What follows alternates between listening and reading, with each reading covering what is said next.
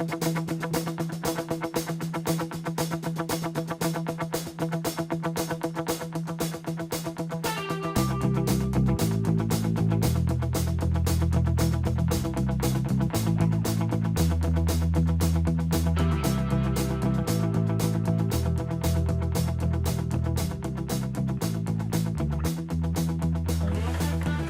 and welcome to the Rollin Illini right here on WPGU 1071. On this second attempt for an intro, I am now fully joined by the whole crew, Miles Hill and Avery Schaefer. I am Joshua Joins.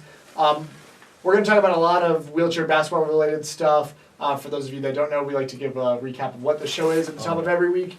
It is a show, so on Monday through Thursday there are able-bodied sports on Illini Drive. On Rollin Illini, we talk about adaptive sports and the disability community as a whole here on Illinois' campus. And I'm very excited to be here and excited. But we got to get right to it because the women of the Illinois wheelchair basketball team are currently competing in the very warm state of Arizona. Oh, very warm. I got some snaps yesterday. It was 81 degrees. They were hanging out by the pool, and needless to say, we were not doing that. Yeah. Don't make me jealous now. Yeah. Come on. So, just some updates on that. They dropped one to the University of Texas at Arlington this morning, 63-49 was the final of that one. Ali Ibanez was making her return from injury for the first time this semester, which was a good thing, but they are missing Marley Wagstaff right now with also an injury, so that's a huge loss for them and their lineup. And they can't run both of their two high classification players, which is really hurting them. And right now they are competing, right as we speak, actually, they are competing against the University of Alabama, a game that they were losing by 20 points when they played in November and came back to lose by only 2. It turned out to be a thriller of a game. It's a great game. So if we can get updates on that throughout the show, we will bring them to you. All right, so then let's go back to last weekend, because last weekend both teams were in action in the only home tournament here in Urbana-Champaign. It was at the Arc. The women went 3-0, playing all 3 games against the University of Wisconsin Whitewater Warhawks. It was really a mismatch. And it has been in every game this season. Yeah. I mean, And I was actually there, by the way. which the first, the second, or the third time they played? Do you know? He probably doesn't know. They were all the same game. The 12 o'clock one? 12 o'clock, Saturday, Friday. Friday. Okay, so that was the first time they game. played. Yeah. Okay. I think the first game they won like 70-28 in the, or 68-28. Yes, that sounds right. And then the second game they won like 70-28. I don't know exactly how much Whitewater had, but I know that we had 68 and 70 respectfully on the Friday games. Yep. In that night game, Katie Danderud, the Canadian All-Star, been a game changer all season, dropped 55 points, 27 in the first half, 26 in the second half. Yes, sir. Had a really great game. Really domination all the way around. What did you say, Miles? She's just disrespectful. 55 points in a collegiate wheelchair basketball game. Just absolutely ruthless. I don't mean to be disrespectful, but there's times when Katie looks like she's just bored and she'll just chuck up a 3-point shot and it goes in. Yeah. Like she'll just look around and she'll go, oh, no one's going to come out on me, and then just shoots it, and it rips net almost every single time. Right. And she was super helped out because at the time we could run Emily Oberst with her, another big, and Whitewater just can't match that height and that speed and that intensity. So it was a really great weekend for them. The women have played Whitewater a lot this season, so they are very excited to be in Arizona getting to play the other competition. They'll play the University of Arizona tomorrow and then a women's non-collegiate team tomorrow as well. On the men's side, the men went 2-2 this weekend. A revenge game against Auburn. They got a win after losing to them 2 weekends prior in Missouri. It was a good win all the way around.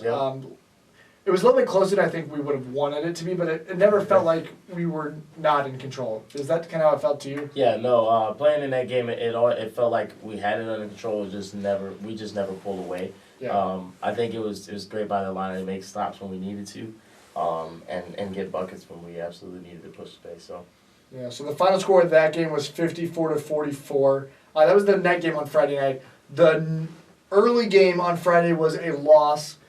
We faced the Southwest Minnesota State Mustangs. They have 2 really fast, really good players, and Zeus and Walter. 2 veteran players as well. What was interesting about that is the Illini lost by 65-43. And then in November, the Illini beat that same team by 6 points. So, Miles, what do you think was the difference between those two games? I mean, it helps to know that we were pressing SMSU the first time we played them. So we went up in a full court press, put a lot of pressure on Zeus, main ball handler, main scorer, and Walter as well, and try to deny them from getting to the basket. This game we went into a half court setting, which I think we still could have beat them, but it definitely changes the way the game plan worked for us, and how aggressive we had to be on certain threats in a half court setting. Yeah. May I? Yeah, go ahead, man. So, this is your sophomore campaign, Right. as we know.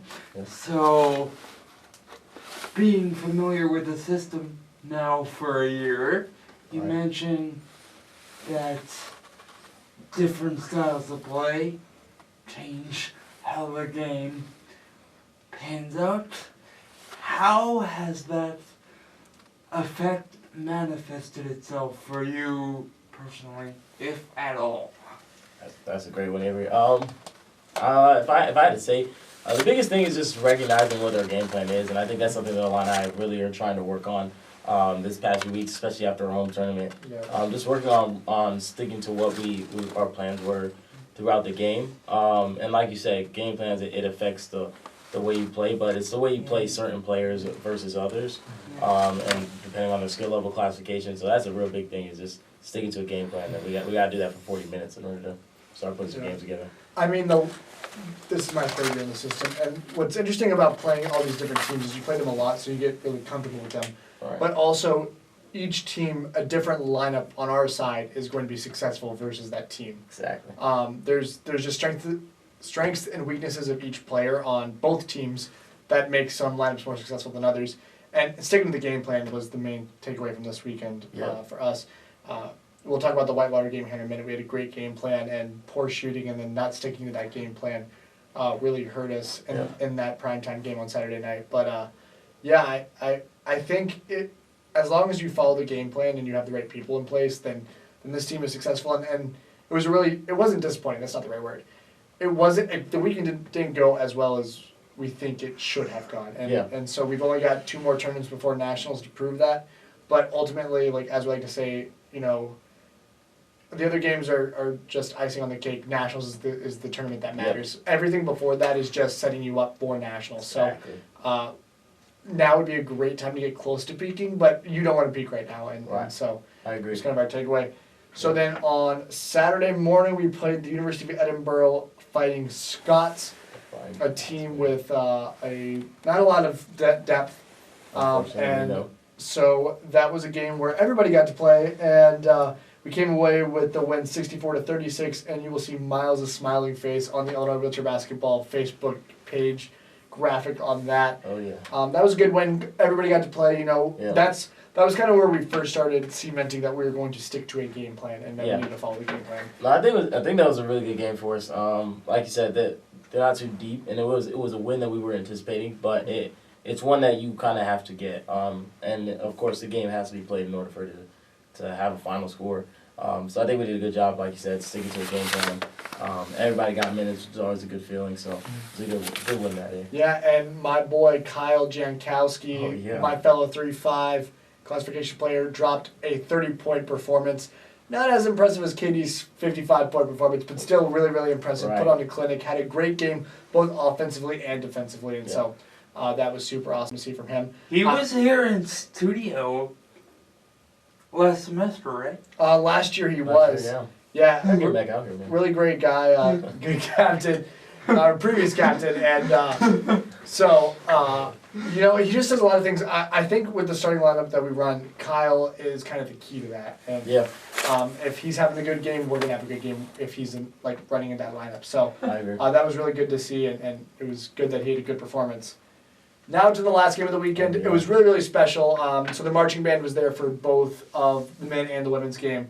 Men played at 6 p.m., but for the men, it was also Military Appreciation Night.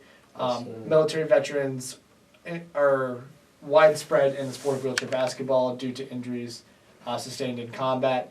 And so just to thank them for that, we wore special warm-ups in our great legacy uniforms, which both paid respect to the troops and also to the rich tradition of the program here at Illinois. Yes, So we award numbers not of our own but of other players, and we did research on them and got to know a little bit about them. So that was really, really cool. And the marching band was there. The atmosphere was fantastic. Sensational. We knew it was going to be a tough game against the Whitewater Warhawks, a perennial powerhouse and a team that we just cannot seem to get over the hump with. Yep.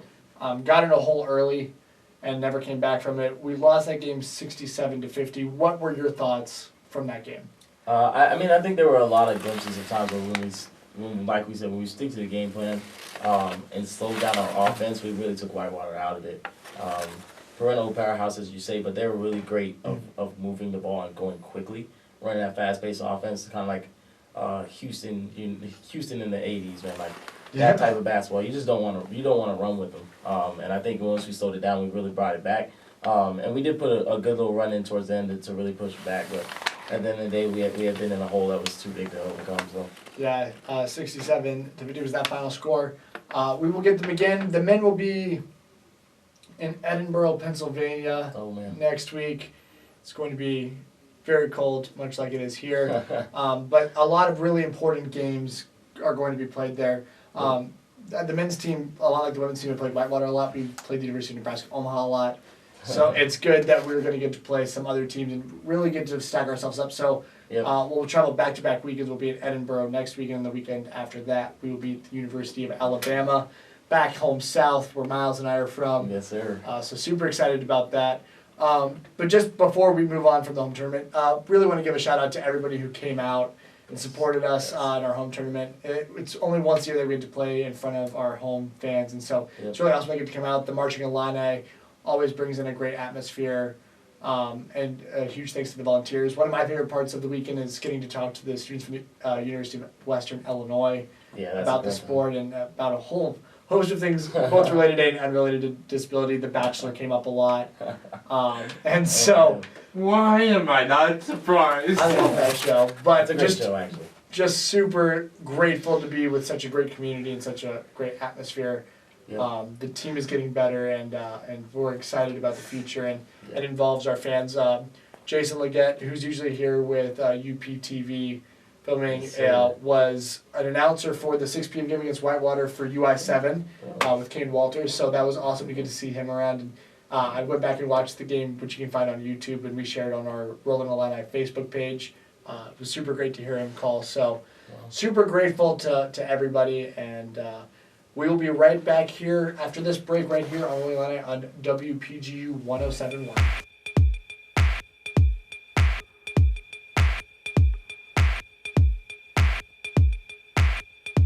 There we go. Sorry about that. I am going to pass it over to Avery. Avery does a big thing every week that usually is not related, or it can or cannot be related to sports, but it is always related to the disability community. So Avery, what is your thing this week? This week, suit up, basketball fans. I don't know how many of you were in Chicago, but in honor of that, a local event, I thought we'd talk about disability concerns as related to big, large events like that, especially with the increased influx of people that come in to an already pretty populous city, in this case in Chicago. So my first question to you guys is, have you ever been to All-Star Weekend, either of you?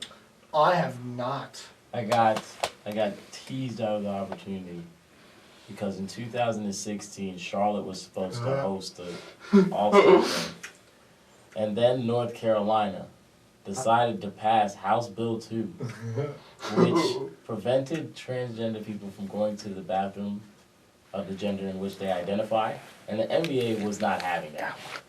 So they canceled it, rescheduled it for 2018, which was the year that I came up here, and so then I could not go to the All-Star game. So I was this close, Avery.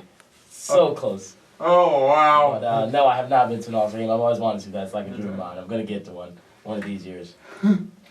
So, as someone who also has not been to a All-Star or NBA game in general, I've only made it to college.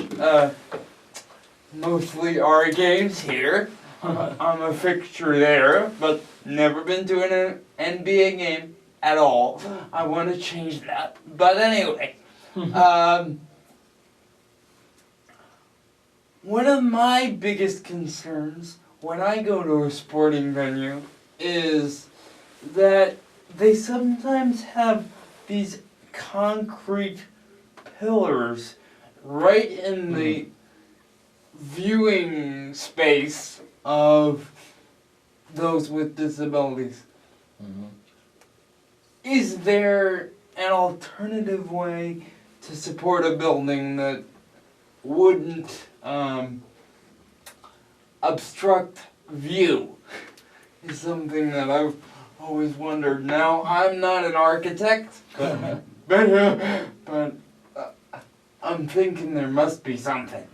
You know what? I think we can ask an architect about that. I'm sure there's people around here that are Most architects that we could ask. So, Most definitely. Avery, you should check up on that and get back to us. Yeah. But from an amateur's point of view, I think there has to be a way to do that. Alright. But also, like, so when the only place where I've really seen that is Wrigley Field. Right, it's- that's what I'm thinking of. Yeah, it's really bad where there's poles everywhere and it obstructs both the view for people with disabilities, but also people without disabilities. Right? I went there one time and sat in some seats, and I was directly behind a pole, which protected my moneymaker face from a ball hitting it, but really made the view bad. Now, did you play what we in the disability community call the disability card to get special treatment on that occasion? Avery, as somebody whose only card is the disability card, I use that one quite often. I didn't happen to use it in that case because that just wasn't that big of a deal. It was more about the company, but I think there's got to be a way. But in older buildings like that, they didn't know how to do it at the time. So Yeah. really, where I think people with disabilities struggle the most with accessibility is in those older buildings and historical places Yeah. like Wrigley Field. I mean, I have a friend, and this is kind of different, who went to Europe. And in Europe, if you can get to the activity, people with disabilities can generally do it for free. Like that, people in Right. Europe are really cool about that type of thing. But the issue is actually getting there, because Europe is made out of cobbled brick roads and and a lot of stairs and a lot of really old buildings. So accessibility is an issue, but if you can get there, it's super awesome. Right. But I Right. just think it's something like that. Like you deal with that with older buildings. Yeah. The ramps at Wrigley Fields are no joke. Yeah. I walked up the ramps and that was exhausting. Like, those ramps are steep. They are very steep. So yeah, I think that's something that you can like deal with. I think so Atlanta has built a brand new football stadium, and I know for a fact that they brought in people with disabilities to talk about design of the new the Mercedes-Benz Stadium is what they called it. Yeah. And my friend was one of the people that was on the committee that they talked to, and I just think it's really cool that, and it's really important that organizations have an inclusion or disability representation when they're talking about the building plans, because, I mean, talk to any able-bodied person who's come through DRES and worked in the lifting gym. Right. They'll tell you that they never thought about accessibility before coming to work, and so it's not something that's on the top of a lot of people's minds. Exactly. But it's so important, and just going that extra mile really shows that they care about the disability community. So I thought that was something that was really cool that I've seen in Atlanta. Wow. I mean, outside of, like I said, I haven't been to an NBA game either. I always wanted to. But when it comes to sporting events, especially big sporting events, it's really got to do. I mean, there's only so much you do about the infrastructure that you have. And like Josh says, like with being in Europe, like, yeah, you're gonna have cobblestone like roads, but I mean, what can you really do about that? You can't just expect the place to be at, just be like, oh, let's tear this whole thing down and rebuild it, because James can't get to the seat he wants, and I was in Europe exactly. this summer, and trust me, the language barrier was not the only barrier. Granted, I subverted the language barrier for my parents because I speak Spanish too, but if I wasn't there, we wouldn't have hitchhiked to our hotel at 2 a.m. Without SIM cards or cell service. That's tough scene. That's tough scene. But to get back to your point though, I think when it comes to accessibility, and it's not just also thinking about the event itself, but it's also about the tourism that these big events bring. So like the Super Bowl being in Miami isn't just about people going straight to the Super Bowl. You know what I'm saying? People are going to Miami just because there's something big happening in Miami. So like to think on a broader spectrum and really outside the stadium, but it's how accessible is your city, the place that you decided to have this place host. And it's really big if the places that are hosting these big events, All-Star games, Pro Bowls, Super Bowls, NCAA championships, if these places aren't really on their game when it comes to disability and having accessible ADA compliant buildings, streets, infrastructure, it really changes the way that people with disabilities can enjoy not only that game, but more importantly, the weekend that they came to spend there. So. Yeah, that's a great point. Avery, do you have anything else to add on this? No, I think. Okay. All right, well, hey, I do want you to find somebody who knows a little bit more than architect than the political science major, the communications major, the journalism major, and get back to us next week on that. Yes, I will. This might be a first time ever, last big thing, part 2. Yeah. All right. We're going to take one more break before we come in and do one more thing on the show. And I'm going to throw a curveball at the guys, so you're going to want to stick around for this. We'll be right back here, right here on WPGU 107.1.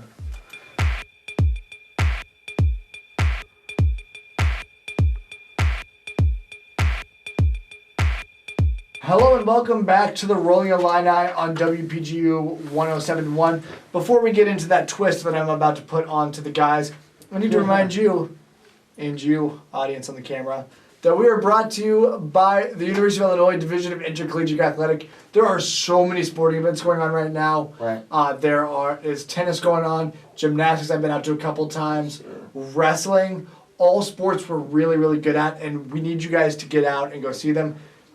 I feel like the majority of those don't get as much attention as they should. No, and the wrestling is a top 10 program right now. Really? Gymnastics is top 25. Tennis is top 25. Yes, Golf, I don't know how to watch that, but it's my goal to watch that. They're top 25. All really, really great teams. And of course, your basketball team that just took down their first top 10 team on the road this past week at Penn State. Yes, sir. Not their first. Well, since 2014. Sorry, not the first. Since 2014. It's been Thank a you for while. creating it. It's been a minute. It feels like the first time. Feels like the first. It feels like their first. For but the it's- first time in forever. To pull up my Frozen reference here. And they will be at home. I think there are still tickets available for Nebraska. That's coming up, I think, on Sunday. So go to fightingillini.com, get your tickets. Go out and support all of the Fighting Illini teams because they are good and they deserve your support. Yes, sir. Let them know, Josh. All right. Off of my soapbox now. I'm ready to tell y'all what the thing is. So last Friday was a holiday. Yes, sir. It was a holiday where I wish we could have had a show, but Miles and I both had games to play. It was Valentine's Day. And something that gets a lot of attention but isn't talked about a lot, it's kind of seen as taboo, is relationships and dating while also having a disability. So quickly, let's talk about kind of what you think the taboos are around that, why they're wrong, why they might be right, and then we can get into like individual things. I might have some questions for you guys. Right. So which one of you two would like to take up the task first? Ooh. You know what? I'm gonna take the cards off the table, man. I'm gonna draw one. Okay. Let's. I don't know. I think there are a lot of stereotypes around people with disabilities, and it also depends on the disability you have. Cognitive disabilities and physical disabilities both have their own certain stereotypes and kind of drawbacks. I don't want to say drawbacks, but I don't know how to phrase it. Just ways that people who don't experience these disabilities on their daily life have a lot of almost questions about, how can I have a relationship with this person?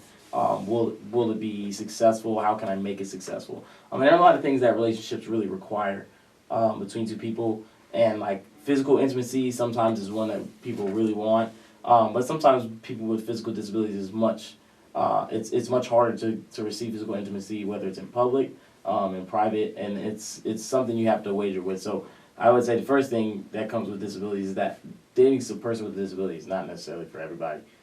There are expectations that certain people have for relationships, whether that came from growing up and seeing their parents have their own relationship, which you see through television and media. It really changes the way that we expect each other to act when it comes to a relationship.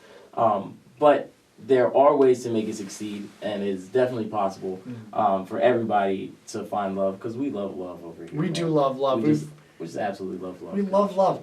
I have a question for you based on this. So both you and I walk. Right. Our limps are pretty pronounced. Right. Like, you would know something was wrong, but you wouldn't necessarily know what was wrong, like what our physical disability was. Yeah.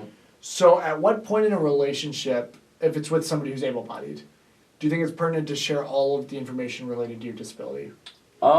This is a good question. I think it should definitely come when you're debating it serious, but you can't let that draw on, because it's that person's right to know what that relationship that they're about to get in entails. But at the same time, it's still your private information. And some of the things that go on with certain physical disabilities are not something you want everybody that you try to have a relationship with to know. For sure. But I do agree that if you're really trying to make it serious, this is something that you really want to do and have a genuine relationship with someone, then you should let them know probably before you try to make that official. Continue on. I don't know how you want to make it official. I guess you say girlfriend, boyfriend, however you want to say it. But once you really hit that line and you want to make it a connection with someone, I think you should really let them know about what your disability entails. Like 100%. Yeah, I would say 100%. Okay, you'd say 100%? Yeah. I think 100% honesty is a couple percentage points too high that early in a relationship. I mean, the thing about it is like, so you and I are both on dating apps, I'm sure. Is that right? This is true. Yeah. I'm on dating apps, and We are all I will accept my on dating fate. apps. Yeah. Let's just put that out there. And I don't know about you, so you can answer this question. I'm gonna ask it as a question. Do you have any pictures of you in a wheelchair on your profile? I have one picture of me playing wheelchair basketball. Okay. That's I have none. Really? Yeah, I have none. Okay. And so it's one of those things where if you looked at my photos, you would really have no idea. Right. And so then like I come out and like if we get into a point where like we're having a conversation like and we're gonna go out and meet, I don't want that to be shocking. So like I come out and I'm honest about like, hey, I have a disability, I'm gonna be with a little bit of a limp. It's not nearly as severely debilitating as being 5'6" in the dating world. But Let's try 4'9". Yeah.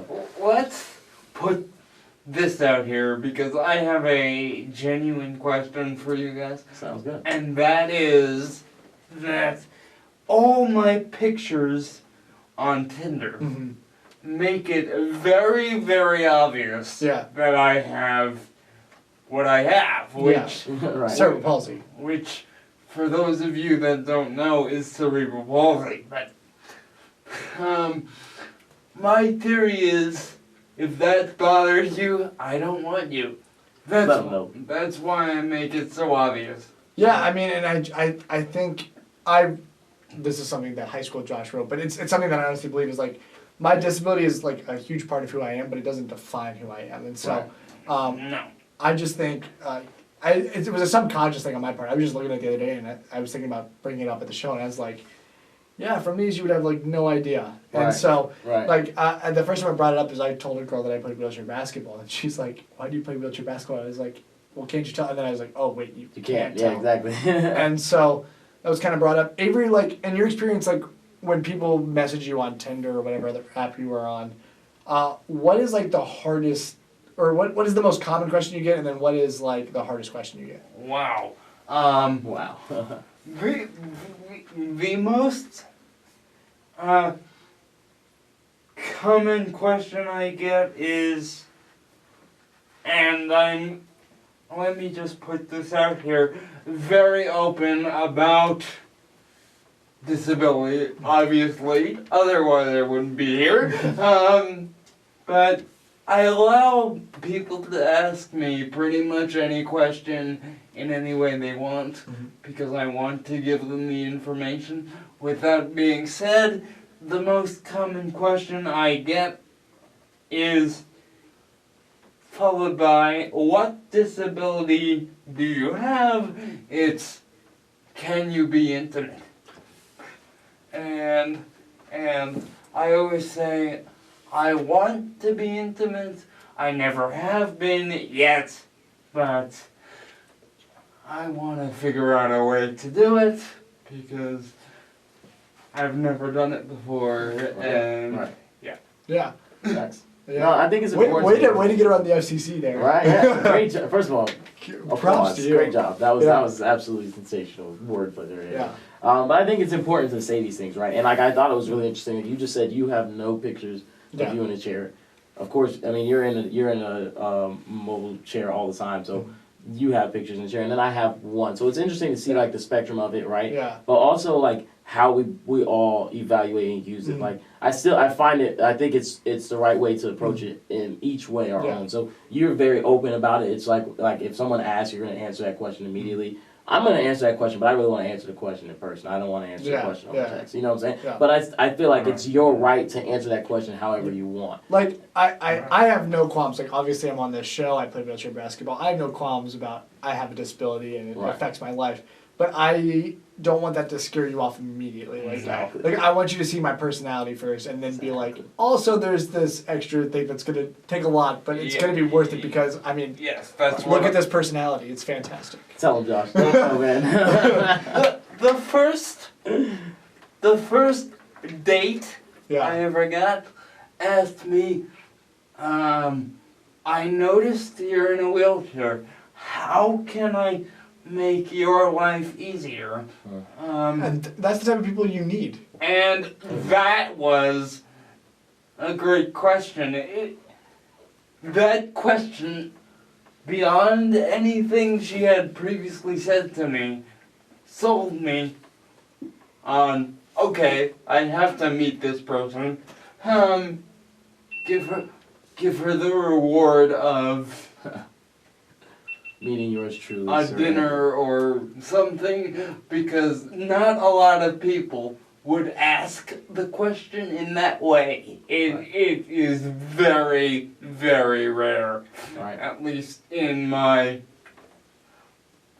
albeit limited, experience. Yeah. But yeah. Yeah, no, I think it's interesting. But this is important. Josh, I was not prepared for this conversation. I know. I kind of wanted you guys to come in unprepared, and I did this intentionally because, like, I like if you had time to come up with the answers, like I wanted this to be raw and like not with answers already. No, came it's great. I like it. I like it. Oh, working. up. And I like. So Miles and I actually took a Max 100 class together, which is media studies, and it was there was 5 of us in the group that had disabilities, and we decided to kind of tackle this head on. So at the end, the end project was we had to create a 3-minute long video.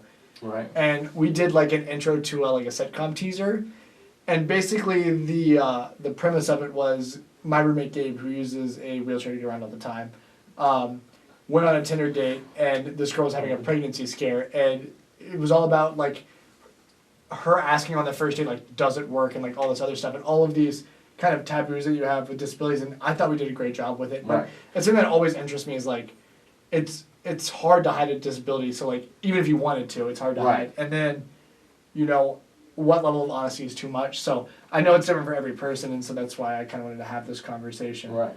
Because the does it work question comes up a lot. And This is true. yeah. More often than it should. I think intimacy is a big part of a relationship. It is. So It's important. Ask Peter. I asked Peter, who only thinks with his intimacy, on The Bachelor. Yeah. I mean, Miles, do you have any questions that you want to ask the other people, or? This is a good one. Specifically, When did you guys really start getting into dating as like a concept in your life? You know what I'm saying? Because like when I started, it wasn't like necessarily when my peers really started. Yeah. You know what I'm saying? Yeah, I actually think that like I only really started considering relationships really recently. Like I had relationships in high school and like a little bit at the beginning of college, but like none of it was really serious. Like it was all this is what you're supposed to do and like Right. it's cool. But like only recently is like now I'm only looking for somebody that like I could see me doing serious stuff with. Right. And being with me for the rest of my life. And so I don't know if that's off base and I don't know if that's true with you, but like only recently have I really been like I need to weed out people and like only pick people who are gonna be serious. Right. Right. Avery. Well, I was sort of lucky in the sense that my first relationship fell right in my lap. Oh yeah, look at that. I mean, it wasn't like you were gonna run to it, so And she is the one who found me, and we lasted about 5 years. Okay. Which is impressive. Very impressive. I'll give you that. Very impressive. For a first relationship, not knowing what we're doing, both being newbies, and more importantly to the show, both being power wheelchair full-time users. Huh. So a question that I wanted to pose with that, because we're all friends there, is, have you ever considered the question of, do you want to date someone Oh, I was gonna ask this. who also uses a wheelchair, or someone who is able-bodied? Which one would you prefer? Okay, so I'm gonna answer this in two ways. Alright. So Josh, speaking in the third person, has gone through a lot of changes since coming to college. Yeah. A freshman year me would say that I would never consider dating somebody with a disability because I have enough disability for the both of us. That was actually a line I used quite often. I definitely heard you say that. Freshman year. But recently, like, I realized that, there's pros and cons to it. I think I would prefer to date somebody who's able-bodied, but also, like, in terms of the disability community, I'm pretty able-bodied, so I think I could take care of somebody with a disability. Right. And also, to me, it just comes down to, like, personality and how I vibe with you as a person. Yeah.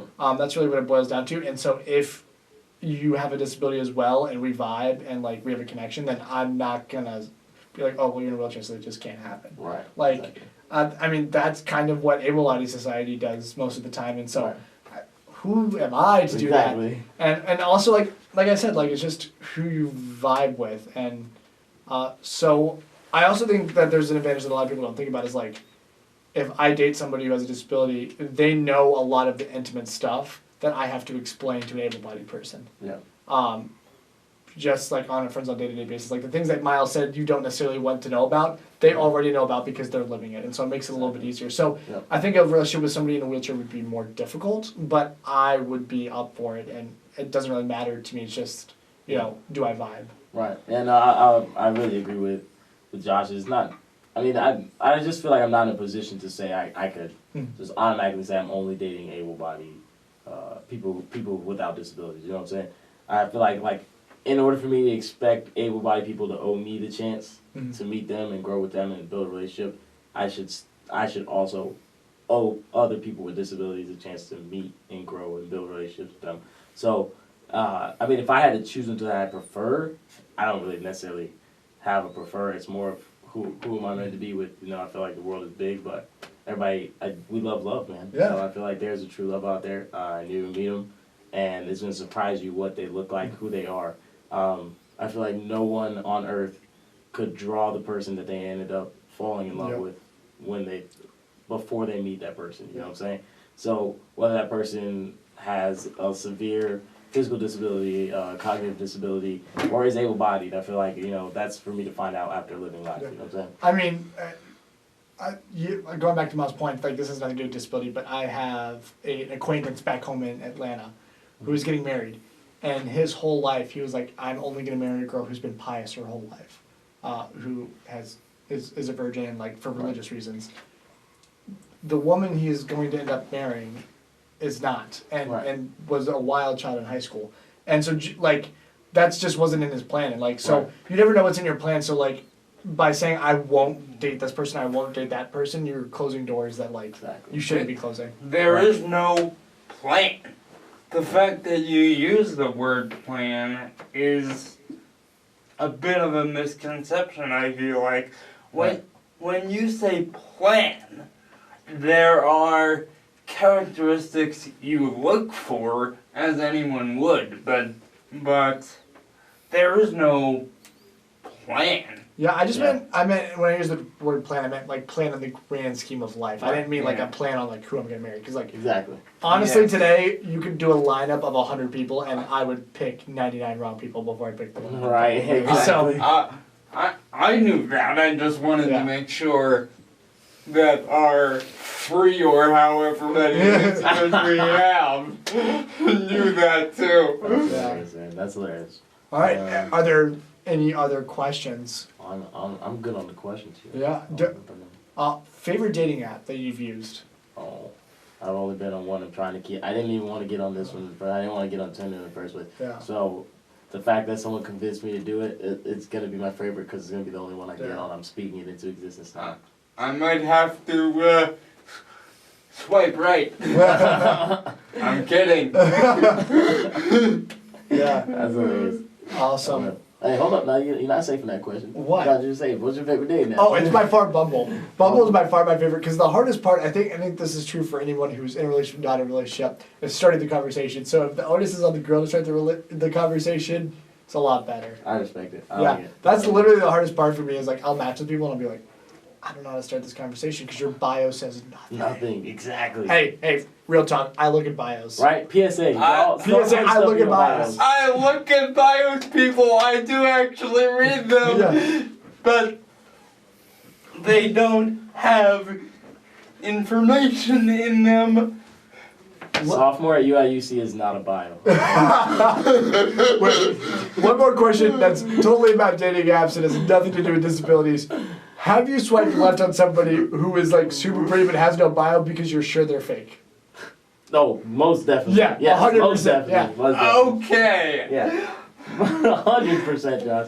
I'll tell you something off air, but Yeah. I will not be catfished today. I've watched The Circle on Netflix. All right, y'all. Well, this is a great conversation. It's one that I'm sure will come up again. I just thought Valentine's Day was a great day to bring it up. It's something that I'm sure a lot of listeners would want to know about. Yep. So as we wrap up the show, I just want to remind you guys that you can watch us and see all of the pretty faces I made at the camera Wednesdays on Urbana Public Television. A huge thank you to Andrew for coming out and recording us today. And we will see you guys in a couple of weeks. I think Avery is going to do some live shows for UPTV, but we will not be back on air for a couple of weeks as Miles and I are out of town. I know it's a crying shame, but we will miss you all, and we will be posting updates on all these things if we find articles or things. So follow us on Rollin Illini on Facebook. Yes, sir. And follow me at Q&A with A on Instagram. And Avery Schaefer on Facebook. Let him know, man. Yeah, you can follow me at Josh Joins on Instagram. My Instagram's awesome. Yeah, You should do it. Y'all don't want to follow me. I'm joking. My ad name is too complex for this radio show. So just you don't want to find me in Josh's phone. You don't want to shoot your shot because Miles already does it. Follow me and I'll DM you. But we gotta go. We gotta get out of here. We will see you all next week right here on Rolling Illini. Avery, take us out. Keep it rolling. All right, bye y'all.